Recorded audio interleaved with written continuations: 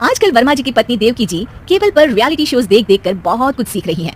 जैसे आज तो वो सुबह सुबह बेसुरे आलाप ले रही हैं। सारे गामा धा। माँ जी, सारे गामा पाधा नीसा होता है। अरे वो तो सब गाते हैं, ये मेरा स्टाइल है।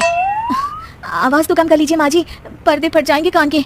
ये कहो कि पर्दों में आग लग जाएगी। देखना, मेरी आवाज सुन के जज आग लगा देगी, आग लगा देगी, तू तो आग लगा देगी, ऐसा बोलेंगे। सरिता वहाँ से परेशान होकर चली जाती है और सास रियाज जारी रखती है।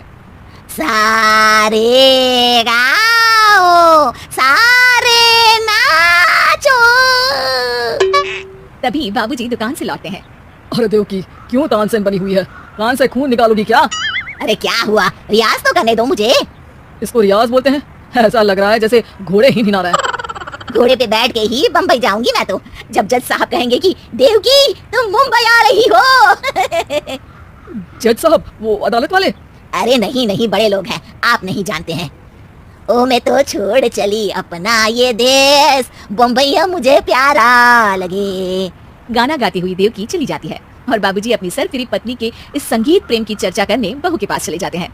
अरे सरिता बेटा, सुनो तो, ये तेरी सास को क्या हुआ है बेटा? सुबह तो अच्छा भला छोड़कर गया था इसे। सिंगर बनेगी अब वो। सिंगिंग रियलिटी शो में जाने की सुबह से तैयारियां चल रही हैं इनकी।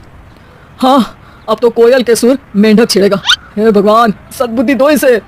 इधर बाबूजी भगवान को कहते हैं और उधर राधा रानी प्रकट हो जाती है, देवकी की मोहल्ले की सबसे पक्की दोस्त। क्यों री देवकी, काहे इतना गला फाड़ रही है? कोई चीखने चिल्लाने का कंपटीशन है क्या? अरे ये देख, नया सिंगिंग शो, मैं भी गाऊंगी, हिंदुस्तान के दिलों की धड़कन बनूंगी।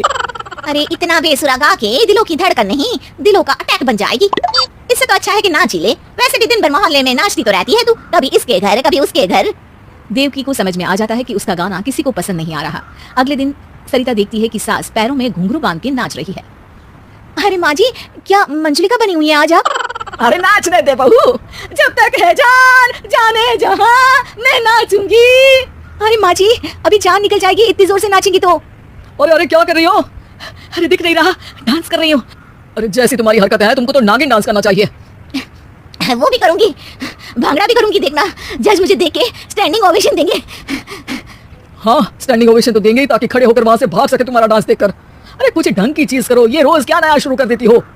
सास को लगता है कि उसका डांस का सीन भी बिगड़ गया। अब वो टीवी देख के कोई और कलाकारी ढूंढने लगती है।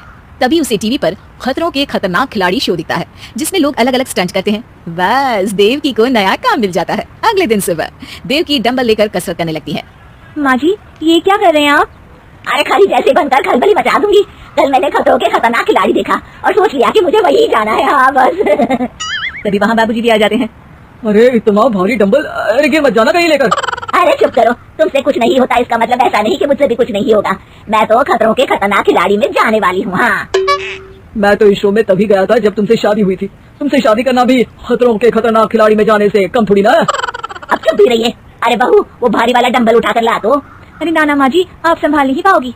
अरे मैंने टीवी में देखा था, एक आदमी कार उठा लेता है, इतना तो मैं उठा ही सकती हूँ ना। बहू घबराते हुए भारी वाले डंबल माँ के हाथ में दे देती है। जैसे ही माँ दोनों हाथ ऊपर करती है, पूरे शरीर का बैलेंस बिगड़ जाता है और वो पीछे की तरफ गिर जाती है। डंबल जाकर टीवी में लगता है और टीवी फूट जाती है। माँ जी, उठिए माँ जी। बाबूजी बहुत तेज हंसने लगते हैं। बाबा बाबा, टीवी और बीवी दो टेंशन थे मेरे, आज एक कम हो ही गया। बहू भी सास को उठाते उठाते इस बात पर ताली बजाकर हंसने लगती है और देवकी फिर से गिर जाती है और इस बार देवकी भी अपनी बेवकूफी पे हंसी रोक नहीं पाती।